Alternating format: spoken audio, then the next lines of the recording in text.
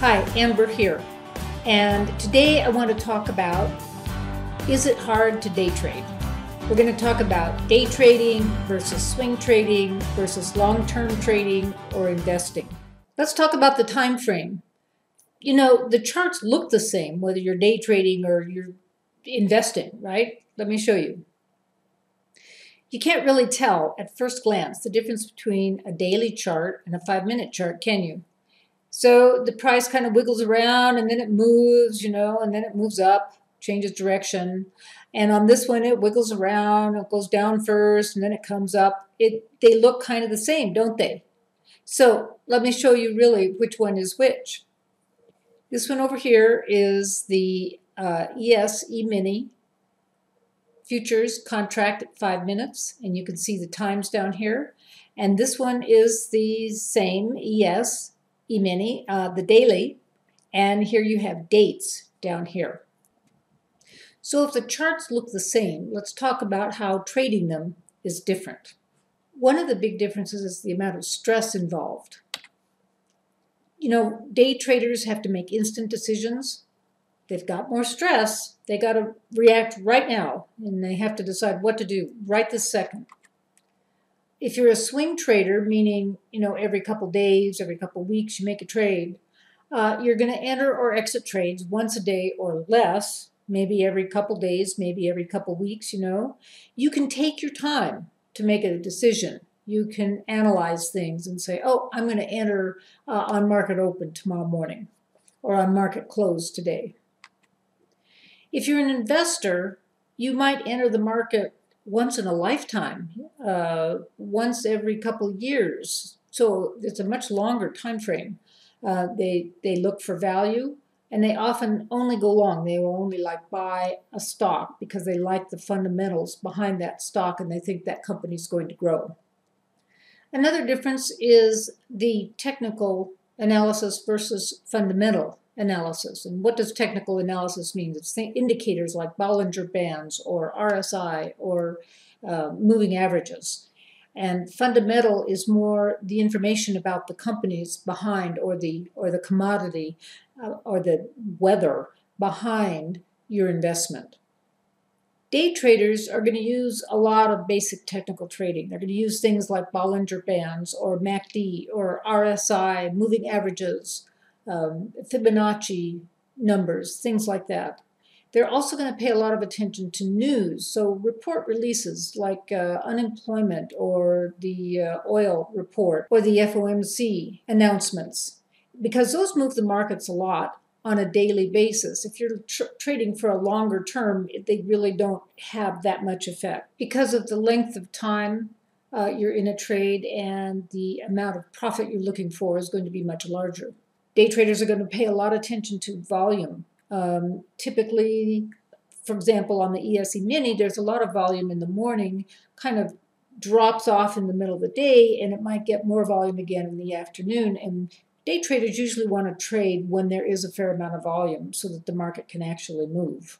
Swing traders, on the other hand, and investors might use basic technical trading as well, but probably not as nearly to the extent as the day trader does. And they certainly don't have to make the decisions as quickly as a day trader does.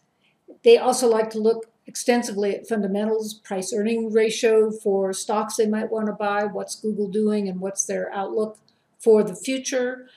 Things like what's the weather doing, if you're trading corn, what are the farmers doing, the fundamental outside the market analysis. Now let's look at things like profits, which we all want, and losses. Day traders are looking for smaller gains, generally 2% to 10%. Maybe, if you're a scalper, 1%.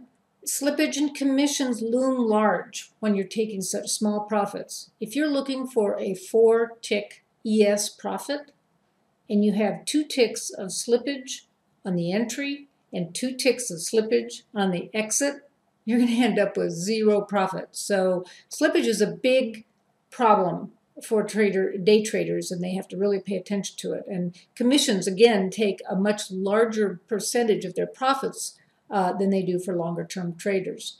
And The other thing is one mistake can wreak havoc.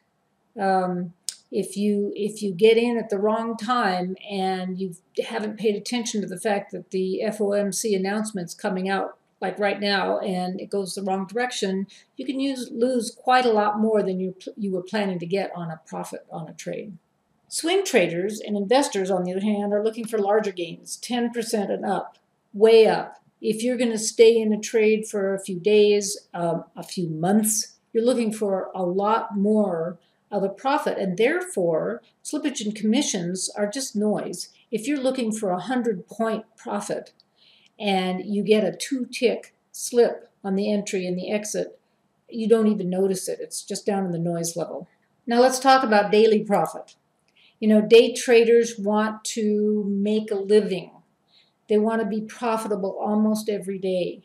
So they're looking for enough money to, $200 a day, $500 a day, $1,000 a day, and they're looking at it from that perspective because it's what they are doing for a living. Generally, unless you're really good, you're not going to become rich being a day trader. Swing traders and investors, on the other hand, are looking to increase their net worth. This is not generally what they do for a living, unless they run a fund, unless they're managing a fund. They might be wanting to create their own retirement fund. They might be wanting to get rich, right? So they are planning to stay in long enough to gain enough profit to become a rich person. So back to the original question, is it hard to day trade? Well, the answer is it's not the easiest thing. I remember I was working with a doctor once. It is kind of hard to trade, isn't it? And he said, you know how long it takes to become a doctor? He says, I did all that, and I've been a doctor all my life, and learning to trade is harder than learning how to be a doctor. So here's the thing. If you do study, if you do lots of learning, learn everything there is to know, gain some skill, right? Does this sound like becoming a doctor? It does kind of, doesn't it? If you have good tools, if you have good indicators, if you have good charts, and if you have lots of practice, you can become good at day trading. So come visit us at simpletradingrules.com. Just click on the link, come look around, learn more, get tools. See you there.